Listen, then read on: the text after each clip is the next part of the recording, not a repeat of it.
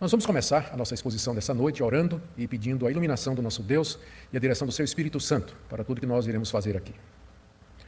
Ó Deus, Deus que prometeu escutar as nossas orações, chegamos-nos a Ti na mediação de Cristo e suplicamos que Teu Espírito Santo nos conduza no estudo da Tua Palavra. Nós sabemos que, sem que Ele aplique essa palavra nos corações, será apenas um mero exercício acadêmico, mas nós queremos mais, nós queremos ser tocados por Tua Palavra, motivados por ela, transformados e orientados por ela, consolados por ela. E nós sabemos que isso é obra do Teu Espírito Santo. Por isso nós pedimos que pela Tua graça Tu concedas, que Ele atue poderosamente em nosso meio. Nós oramos por aqueles queridos que nos acompanham, que nos seguem, oramos pelos aflitos, pelos abatidos, pelos que estão doentes, ó Deus. Nós oramos por aqueles que têm sofrido com a perda de entes queridos no meio dessa pandemia. Oramos também pelo nosso país, pela recuperação econômica, oramos pelas autoridades em todos os níveis. E oramos pela Tua igreja, aqui no Brasil. Dá-nos um verdadeiro avivamento espiritual. Purifica a Tua igreja, fortalece-a no meio das crises. É o que pedimos em nome de Jesus. Amém. Vamos abrir, queridos, a palavra de Deus na carta de Paulo aos Filipenses, e nós vamos, capítulo 1, verso 3, até o capítulo 1, verso 11, de 3 a 11. Ouçamos a leitura. Dou graças ao meu Deus por tudo o que lembro de vocês, fazendo sempre com alegria súplicas por todos vocês, em todas as minhas orações. Dou graças pela maneira como vocês têm participado na proclamação do Evangelho, desde o primeiro dia até agora. Estou certo de que aquele que começou boa obra em vocês, há de completá-la até o dia de Cristo Jesus. Aliás, é justo que eu assim pense de todos vocês, porque eu os trago no coração, seja nas minhas algemas, seja na defesa e confirmação do Evangelho, pois todos vocês são participantes da graça comigo. Pois Deus é testemunha da saudade que tenho de todos vocês no profundo afeto de Cristo Jesus. E também faço esta oração, que o amor de vocês aumente mais e mais em conhecimento e toda percepção, para que vocês aprovem as coisas excelentes e sejam sinceros e inculpáveis para o dia de Cristo, cheios do fruto de justiça que vem por meio de Jesus Cristo para a glória e louvor de Deus. Que o nosso Deus aplique a leitura da sua palavra no nosso coração e que use essa exposição para abençoar a nossa vida. Na exposição anterior, nós vimos algumas questões pertinentes à introdução dessa carta. Lembramos que sempre é muito importante ambientarmos qualquer escrito da Bíblia, Antigo ou Novo Testamento.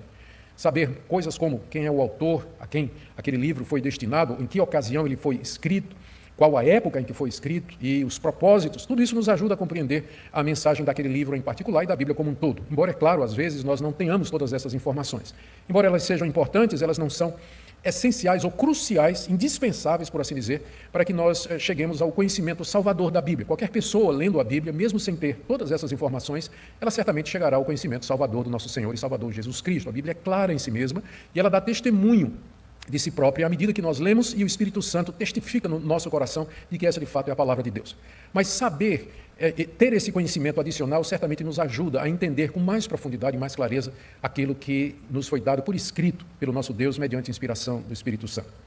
Nós vimos que Filipenses é uma carta, nós vimos como as cartas eram feitas no século I, nós vimos que os apóstolos e líderes da igreja cristã se utilizaram muito desse recurso. A maior parte dos livros do Novo Testamento, na verdade, são cartas.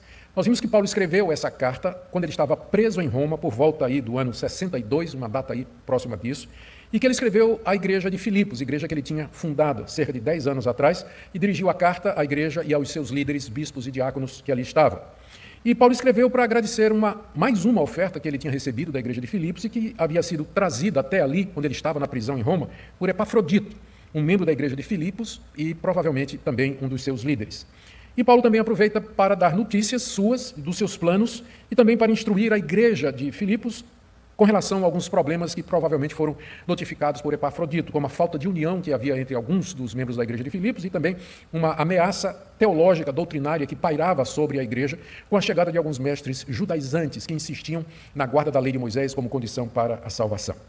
Após introduzir a carta formalmente, versos 1 e 2, que foi o que vimos na exposição passada, Paulo agora agradece a Deus por tudo que lembra do tempo que esteve lá na cidade de Filipos, com aqueles queridos irmãos, expressa a sua certeza de que aquilo que aconteceu com eles, de fato, é uma obra genuína de Deus e intercede por eles diante de Deus. É o que nós veremos nessa noite, esses 3 pontos. Em primeiro lugar, a gratidão de Paulo pela generosidade da igreja de Filipos, versos de 3 a 5. No verso 3, Paulo agradece a Deus as lembranças que ele tinha do bom tempo que ele passou lá em Filipos. Verso 3, dou graças ao meu Deus por tudo o que me lembro de vocês. E certamente Paulo tinha muita coisa boa para se lembrar do tempo que ele esteve em Filipos e pelas quais ele dava graças a Deus. Por exemplo, a conversão de Lídia, uma vendedora de púrpura, uma mulher influente, uma mulher importante, que em seguida abre a sua casa para hospedar a igreja. Depois, a libertação de uma jovem que estava possuída por um espírito de adivinhação, foi liberta pelo poder da palavra de Deus, pelo poder do Evangelho. Outra lembrança, sem dúvida, a conversão do carcereiro naquela noite memorável em que Deus, ouvindo os louvores, as orações cantadas, feitas por Paulo e Silas, que estavam na prisão de Filipos, ele responde com um terremoto, abrindo as portas da prisão e causando grande espanto no carcereiro, que se ajoelha diante de Paulo e Silas e pergunta o que é que ele vai fazer para ser salvo. E ali mesmo ele é convertido, é batizado, ele leva Paulo e Silas para sua casa, ali todos os seus são batizados também, com certeza Paulo se lembrava disso. Paulo se lembrava do surgimento daquela igreja, como ela se espalhou rapidamente, se fortaleceu, se organizou naquela cidade tão destacada que era a cidade de Filipos. Por isso que ele diz no verso 3, dou graças ao meu Deus por tudo o que lembro de vocês, boas memórias de verdade, graças a Deus por isso. E ao lembrar-se deles e agradecer a Deus por eles, Paulo também intercedia pelos filipenses no verso 4, fazendo sempre com alegria súplicas por todos vocês em todas as minhas orações. Paulo orava muito e em várias ocasiões por dia. Veja aqui no verso 4 que ele diz, ele faz menção a todas as minhas orações. E toda vez que ele orava, ele não somente agradecia a Deus pelas pessoas que ele tinha conhecido, pela obra de Deus através dele, como por exemplo o que tinha acontecido em Filipos, mas ele suplicava pelas igrejas, suplicava por aqueles que Deus havia chamado através do seu ministério. E ele suplicava também pelos filipenses. E não faltava motivos para orar pela igreja de Filipos, porque era uma igreja que vivia debaixo de perseguição, é o que nós lemos lá no livro de Atos, por ocasião da presença de Paulo ali, e agora era uma igreja que estava ameaçada por falsos ensinos. Quando Paulo orava, ele lembrava da igreja de Filipos, dava graças e ele intercedia pela igreja, e ele diz aqui que fazia isso com alegria, com gratidão, com misto de preocupação e também de regozijo diante de Deus por tudo que Deus já havia feito no meio deles. E ele também agradecia a Deus pela cooperação dos filipenses na proclamação do Evangelho. Veja aqui o verso 5, dou graças pela maneira como vocês têm participado na proclamação do Evangelho, desde o primeiro dia até agora. O primeiro dia foi o dia em que Paulo chegou em Filipos e foi pregar o Evangelho para Lídia e outras mulheres que estavam à beira do rio. Lídia se converte, ela recebe o apóstolo Paulo, abre sua casa, dá apoio e hospitalidade ao apóstolo Paulo. Desde aquele primeiro dia até agora, ou seja, até aquele momento em que Paulo estava na prisão, a igreja de Filipos colaborou com ele. Ele diz aqui que a igreja participou na proclamação do Evangelho. De que maneira? Através das ofertas que eles mandaram para o apóstolo Paulo. Primeiro, quando Paulo estava em Filipos, a igreja certamente o ajudava, e depois, quando Paulo partiu em viagem missionária, ele continuou a receber o apoio financeiro dos filipenses. Na verdade, eles eram a única igreja que mantinha ofertas consistentes para o apóstolo Paulo, que é o que Paulo diz aqui no capítulo 4, se você quiser, por gentileza, conferir aí na sua Bíblia. Capítulo 4, a partir do verso 14, o apóstolo Paulo diz assim: no entanto, vocês fizeram bem em se associar comigo nas aflições. E como vocês, filipenses, sabem muito bem, no início da pregação do Evangelho, quando parti da Macedônia, nenhuma igreja se associou comigo nessa questão de dar e receber, exceto vocês somente. Porque até quando eu estava em Tessalônica, por mais de uma vez, vocês mandaram bastante para as minhas necessidades. Foi a única igreja que constantemente mantinha seu apoio financeiro ao apóstolo Paulo. Várias vezes eles tinham feito isso. E agora que Paulo estava na prisão, eles também estavam fazendo isso. Foi por isso que eles mandaram Epafrodito lá para encontrar Paulo em Roma, na prisão, trazendo uma oferta. E dessa maneira, através do apoio financeiro deles, Paulo podia continuar a proclamar o Evangelho, como ele diz aqui. Por isso que ele agradecia, verso 5, dou graças à maneira como vocês têm participado na proclamação do Evangelho. Não proclamando junto com Paulo, mas contribuindo para que Paulo pudesse fazer isso, desde o primeiro dia até agora. Então, essa é a gratidão que Paulo expressa pelos filipenses, e não é sem motivo. Ele estava feliz, ele estava agradecido a Deus pela generosidade, pelo carinho, pela disposição dos filipenses em continuar a abençoar. Em seguida, do verso 6 até o verso 8, Paulo manifesta a certeza que ele tem quanto à salvação dos filipenses. A certeza que Paulo tem de que o que aconteceu em Filipos foi realmente uma obra de Deus, não foi alguma coisa passageira, não foi alguma coisa momentânea, como acontece às vezes, há um movimento num determinado lugar, há uma cruzada de evangelização em outro lugar, há um esforço missionário numa vila, numa determinada cidade, as pessoas ficam agitadas, muita gente aceita Jesus, é batizada, passado algum tempo, cada um vai para o seu canto, a igreja se dispersa e o trabalho dá em nada. Muitas vezes isso acontece, mas não foi o caso com a igreja de Filipos. Paulo tinha certeza de que o que tinha acontecido ali foi de fato a obra de Deus. Vejam o que ele diz aqui no verso 6. Eu estou certo de que aquele que começou boa obra em vocês há de completá-la até o dia de Cristo Jesus. Paulo estava certo de que Deus havia começado uma boa obra lá em Filipos. E que boa obra era essa? Quando Paulo chegou em Filipos pregando o Evangelho, havia muitos que seguiam o judaísmo, outros seguiam as religiões greco-romanas, outros seguiam o culto ao imperador. Lembre que Filipos era uma colônia romana, era uma cidade considerada uma cidade romana, italiana, onde havia o culto ao imperador. Quando Paulo chegou ali, os filipenses estavam completamente cegos, estavam completamente perdidos em suas obras mais, em seus pecados e na sua ignorância do verdadeiro Deus. Através da pregação do apóstolo Paulo em Filipos, Deus mudou a vida deles e começou uma boa obra neles. Eles tiveram seus olhos abertos, eles se arrependeram dos seus pecados, eles creram em Jesus Cristo, eles foram justificados, eles foram perdoados por Deus, eles foram regenerados, Deus lhe deu o Espírito Santo. A vida deles mudou de maneira radical e profunda, como, por exemplo, aquela moça que foi liberta do espírito de adivinhação, e eles se organizaram como igreja, como comunidade, como irmãos em Cristo Jesus. E Paulo diz que aquilo foi só o começo. Aquele que começou uma boa obra, aquilo foi só o começo. E Deus, Paulo agora tem certeza, ele diz isso com convicção, Deus haveria de terminar o que havia começado. Aquele que começou boa obra vai terminar essa obra até o dia de Cristo Jesus. Isso significa que o mesmo Deus que os chamou, o perdoou, os regenerou, lhes deu o Espírito Santo, era o mesmo Deus que os santificaria, que os conduziria aqui nesse mundo, firmes na fé, livrando-os do erro, da apostasia, do tropeço, e que finalmente Deus haveria de recebê-los em glória e dar-lhes a vida eterna, e isso até o dia de Cristo Jesus, quando então eles ressuscitariam de entre os mortos pelo poder de Deus e entrariam no novo céu e na nova terra que Deus havia preparado para os seus. Essa é a boa obra, esse é o trabalho, por assim dizer, que Deus faz em nós mediante o seu Espírito Santo. Ele tinha começado em Filipos e ele haveria de terminar, ele haveria de concluir, porque Deus não faz as coisas pela metade.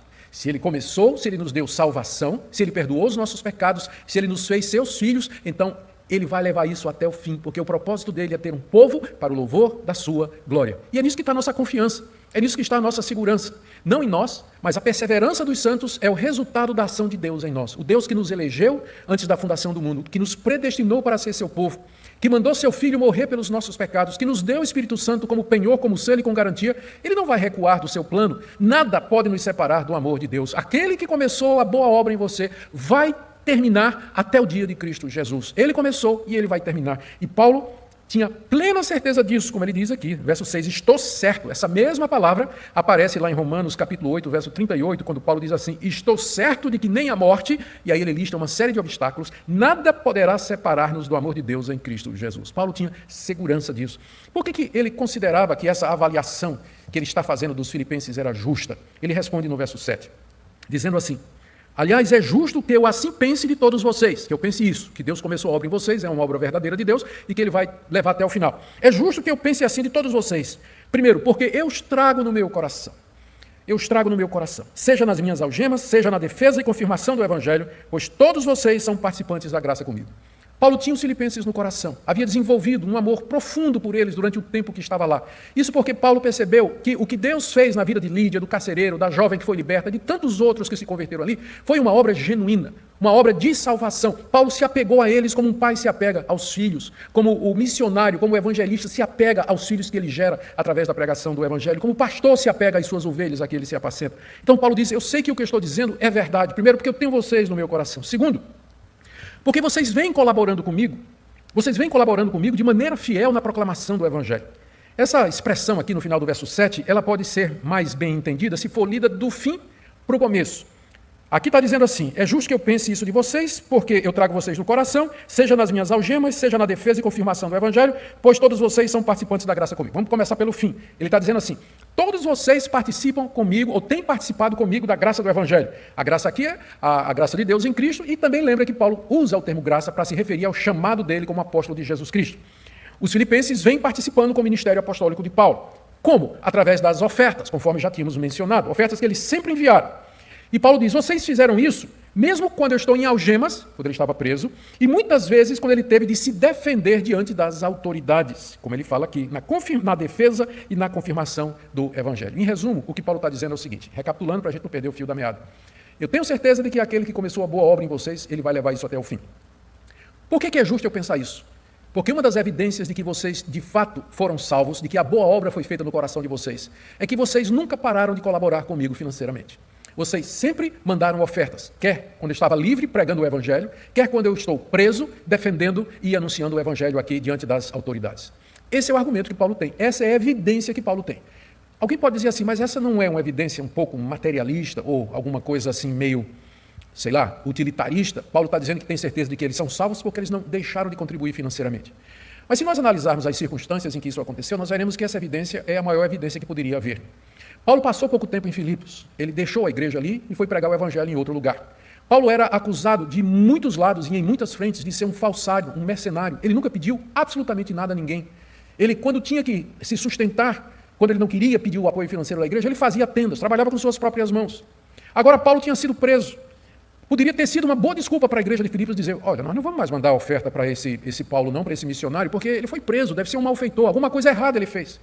Ainda assim, os filipenses continuaram crendo no apóstolo Paulo e demonstrando a confiança que eles tinham de que Paulo, de fato, era um pregador do Evangelho, ou que aquilo que Paulo tinha ensinado, de fato, era a verdade de Deus. Eles demonstravam isso, apoiando financeiramente para que aquela verdade fosse espalhada em outros lugares. Então, da perspectiva de Paulo, e naquela situação, a contribuição continuada dos filipenses, mesmo quando ele estava preso, era a maior evidência que se poderia dar, de fato, da conversão deles, de que Deus tinha feito uma obra genuína no seu coração. Como alguém já disse, a parte mais difícil de se converter do ser humano é o bolso.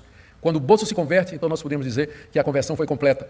Zaqueu que o diga, não é verdade? Conhece a história de Zaqueu? Aquele publicano, ganancioso, voltado para o dinheiro. Quando ele recebe Jesus na sua casa, ele dá um banquete e de repente ele se levanta ali no meio e diz que ele vai devolver o que ele roubou e que vai dividir sua riqueza com os pobres. Só então Jesus Cristo disse, hoje veio salvação a essa casa. Geralmente o último ídolo a ser derrubado dos nossos corações é o ídolo das riquezas. É o ídolo do dinheiro, dos bens. Quando finalmente nós submetemos estas coisas voluntariamente a Deus. Quando nós dizemos a Deus, Deus, o que tenho pertence a Ti, usa para o Teu reino, usa para abençoar outras pessoas, socorrer os pobres e necessitados, aí é um bom sinal de que, de fato, o coração também já foi convertido. Onde está o teu tesouro, aí estará também o teu coração. Depois disso, Paulo termina essa parte no verso 8, dizendo quantas saudades ele tinha daqueles queridos irmãos. Veja só o verso 8. Deus é testemunha da saudade que tenho de todos vocês no profundo afeto de Cristo Jesus. Paulo usa aqui palavras afáveis para descrever o profundo sentimento, que é isso que está no original. A palavra saudade não aparece aqui no grego, né? O que está dizendo literalmente é, eu tenho um profundo sentimento por vocês, e esse sentimento só podia ser de saudade. Paulo estava em Roma, eles estavam lá em Filipos, separados, já fazia 10 anos mais ou menos. Paulo então sentia esse profundo sentimento, tinha esse profundo sentimento por eles. E para deixar claro de que ele não está lisonjeando, Paulo chama Deus por testemunha aqui. Deus é testemunha, ele invoca a presença de Deus, a confirmação de Deus para aquilo que ele está dizendo. Paulo os amava com o amor de Cristo, profundo afeto de Cristo Jesus. Essa expressão, profundo afeto, a língua grega significa, como está, por exemplo, na Almeida Revista e Corrigida, a versão mais antiga da Almeida, ele diz assim, no entranhado afeto de Cristo Jesus. Entranhas é a palavra que está no grego aqui, porque naquela época, no mundo daquela época, as entranhas, as tripas, eram consideradas a sede das emoções. É porque, de fato, é a primeira parte do nosso corpo que reage, né? Quando a gente tem uma emoção forte, dá um frio na barriga, não é verdade? Então, pensava-se que era aqui que residiam os sentimentos, por isso que aparece essa expressão, entranhável afeto, quer dizer, um afeto profundo, lá do fundo do meu ser, que emana do íntimo da minha alma, do meu corpo. Era isso que Paulo sentia por aqueles irmãos, um amor entranhável, um amor profundo. Graças a Deus por isso. E agora vamos para a terceira parte da palavra de Paulo aqui, introdutória, que é Paulo ora por eles, do verso 9 até o verso 11. 9 a 11. Quando nós, antes de chegarmos aqui, antes de entrarmos na passagem, onde Paulo vai orar pelo progresso espiritual dos filipenses, notemos a certeza que Paulo tinha de que os filipenses eram convertidos, eram eleitos, e de que Deus haveria de guardá-los até o fim, não impediu o apóstolo Paulo de orar por eles, não é verdade? Não impedia. A certeza da eleição e da salvação não esfriou o zelo de Paulo em interceder pelos seus queridos filhos na fé. E o que Paulo pedia por eles? Paulo tinha certeza de que eles eram salvos. Ele tinha certeza de que Deus haveria de operar na vida deles e preservá-los até o fim. Isso não quer dizer que Paulo não tinha de interceder por eles e de clamar por eles, como se a soberania de Deus não precisasse ou dispensasse, melhor dizendo, dispensasse completamente a atividade humana. Paulo intercede por 3 coisas pelos filipenses. Primeiro, que o amor deles aumentasse mais e mais. Verso 9. Também faço essa oração, que o amor de vocês aumente mais e mais em conhecimento e toda percepção. Deus vai completar a obra em vocês, mas eu oro para que esse Deus faça com que o amor de vocês aumente mais e mais. O amor de vocês para com o próprio Deus, o amor de vocês para com os irmãos em Cristo, o amor de vocês para com as pessoas ao seu redor que não são cristãs. que ele aumente mais e mais em intensidade, que vocês se dediquem mais e mais, que vocês se sacrifiquem mais e mais pelos outros, e que aumente em abrangência, para que mais e mais pessoas sejam amadas por vocês e alcançadas com o Evangelho.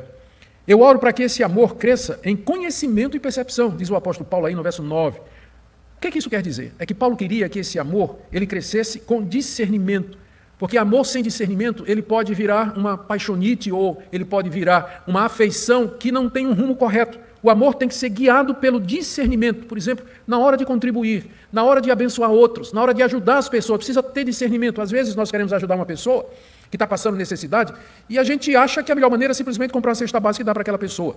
O amor precisa ter discernimento para saber se o melhor é isso ou procurar um emprego para aquela pessoa. Ou, de alguma forma, ajudar aquela pessoa a fazer um curso que ela se prepare, se especialize para ter um emprego e ganhar o seu próprio pão.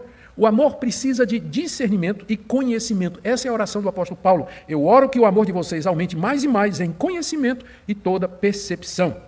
Porque é assim, veja aí o início do verso 10, que vocês aprovarão as coisas excelentes. Vocês verão, vocês perceberão aquilo que é melhor. O amor com conhecimento e com percepção, ele faz as escolhas certas. Quem ajudar, como ajudar e de que maneira abençoar as outras pessoas. O segundo pedido que Paulo faz está no verso 10. Ele diz assim, eu oro para que vocês sejam sinceros e inculpáveis para o dia de Cristo. Mais uma vez eu quero chamar a atenção para você para esse ponto importante. No verso 6 ele disse assim, estou certo de que Deus, que começou a boa obra em vocês, vai completá-la até o dia de Cristo. E aqui no verso 10 ele diz, eu oro que vocês sejam sinceros e inculpáveis até o dia de Cristo. Como eu disse, a crença na soberania de Deus não anula a responsabilidade humana. Paulo estava certo de que Deus haveria de fazer aqueles santos perseverarem, mas isso não quer dizer que Paulo não tinha a obrigação, o dever e a responsabilidade e o privilégio de orar por eles, para que eles fossem sinceros, isto é, puros, sem malícia, intenções erradas, uma vida reta diante de Deus, e que eles fossem inculpáveis, pessoas a quem não se poderia atribuir escândalo, pessoas irrepreensíveis, servindo de testemunho do Evangelho ali na cidade de Filipos. Paulo poderia ter pedido tanta coisa, não é, pelos filipenses, mas ele está pedindo que o amor cresça e que eles sejam sinceros e inculpáveis. E mais, verso 11, que vocês sejam cheios do fruto de justiça que vem por meio de Jesus Cristo para a glória e louvor de Deus. Fruto de justiça aqui são aquelas boas qualidades, as boas virtudes que são produzidas pela justificação pela fé. Deus nos justifica pela fé em Cristo Jesus. Essa justiça de Deus em nós, ela produz bons frutos, ela não é vazia, ela não é oca, ela não é inútil. Ela traz resultados, ela traz boas obras como resultado. É isso que é o fruto da justiça. Deus nos justifica e como fruto disso vem as boas obras, vem o amor, vem toda aquela generosidade dos filipenses, todas aquelas atitudes que eles tinham para com os outros e particularmente para com o apóstolo Paulo. Paulo diz que esse fruto da justiça pelo qual ele ora, ele vem mediante Jesus Cristo, porque é só através de Cristo que algum bem reside em nós e também eles são para a glória e louvor de Deus, final do verso 11. Fazemos estas coisas não para merecer nada de Deus e não para nos exaltar, para sermos vistos pelos homens, mas porque nós queremos louvar e glorificar aquele Deus que começou a boa obra em nós e que haverá de terminá-la, completá-la até o dia de Cristo Jesus. Queridos, eu queria tirar algumas lições para nós aqui, já caminhando para o final. Primeiro, o que é que nós podemos aprender com o exemplo do apóstolo Paulo? O que é que Paulo nos ensina pelo seu exemplo aqui?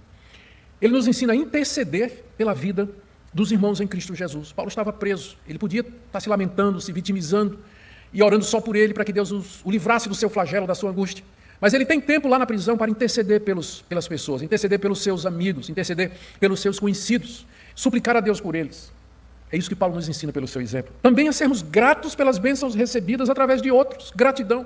Aqui nos versos iniciais do texto que nós vemos hoje, Paulo expressa sua profunda gratidão a Deus por tudo que ele passou lá entre os filipenses e também pelo sustento constante financeiro que os filipenses estavam mandando para ele ele pudesse continuar vivendo.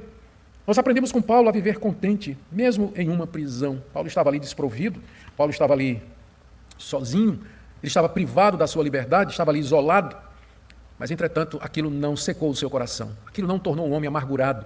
Paulo é grato a Deus. A carta aos Filipenses é cheia dessa nota de alegria. Nós vamos ver quantas vezes ele o tempo todo está dizendo assim, regozijai-vos, alegrai-vos no Senhor. Ele diz isso várias vezes nessa carta. O que é que os filipenses nos ensinam pelo seu exemplo? Eles ensinam que a fé salvadora, ela produz mudança de vida. Como Lídia, o carcereiro e tantos outros lá em Filipos. Os filipenses nos ensinam que pessoas que foram salvas, elas se tornam generosas. Elas de fato se converteram e converteram o bolso. Se tornaram generosas, abençoaram o apóstolo Paulo e outras pessoas. E essa passagem, ela nos ensina algumas coisas. Ela pode ser usada primeiro para explicar a doutrina da perseverança dos santos. É isso que nós queremos dizer quando nós falamos dessa doutrina, que aquele que começou a boa obra, o Deus que lhe chamou pelo Evangelho, o Deus que lhe converteu, que lhe deu salvação, é o mesmo Deus que vai lhe sustentar até o dia da sua morte, até o dia da vinda de Cristo Jesus, vai lhe receber como filho, vai lhe perdoar os pecados, finalmente lhe dar a vida eterna e a ressurreição dos mortos. Esse texto também nos fala a respeito da certeza da salvação, que ela não é algo superficial, mas a certeza de salvação se depreende ou se firma na mudança de vida, na santificação, no progresso e na perseverança dos crentes na fé e na doutrina. Pessoas que têm essas evidências em sua vida, elas podem afirmar a sua certeza de salvação, não por conta delas, mas por conta da graça e da misericórdia de Deus. Essa passagem também, ela nos ajuda a entender a doutrina da santificação progressiva e crescente, embora imperfeita. Veja que Paulo diz: eu oro para que o amor de vocês aumente mais e mais. Então, sempre há lugar para o nosso amor aumentar. O amor aqui sendo o resumo da vida santa, de uma vida cristã. Ele sempre vai aumentando. Nós sempre vamos crescendo aqui nesse mundo. Nunca chegaremos ao ponto da perfeição. A santificação é um processo imperfeito, incompleto, progressivo aqui nesse mundo. Nós nunca chegaremos ao estágio em que nós dizemos: já amamos o suficiente, não posso amar mais. Nós sempre vamos amar, mas sempre podemos fazer isso. E por último, essa passagem nos ensina essa relação harmoniosa, profunda, perfeita, misteriosa entre a soberania de Deus e a responsabilidade humana. A certeza da salvação, da eleição e da perseverança dos santos não nos impede de orar e buscar a Deus, e de pedir que Ele nos sustente, de pedir que Ele nos dê mais e mais do seu amor, que Ele nos faça retos e íntegros, para que nós possamos dar mais e mais frutos de justiça. A soberania de Deus não anula a responsabilidade humana. Eu creio que Deus vai me preservar, mas eu oro todo dia: Senhor, não me deixa cair, não me deixa tropeçar. Minhas orações, eu creio, elas fazem parte dos decretos eternos de Deus, do seu plano fixado antes da fundação do mundo.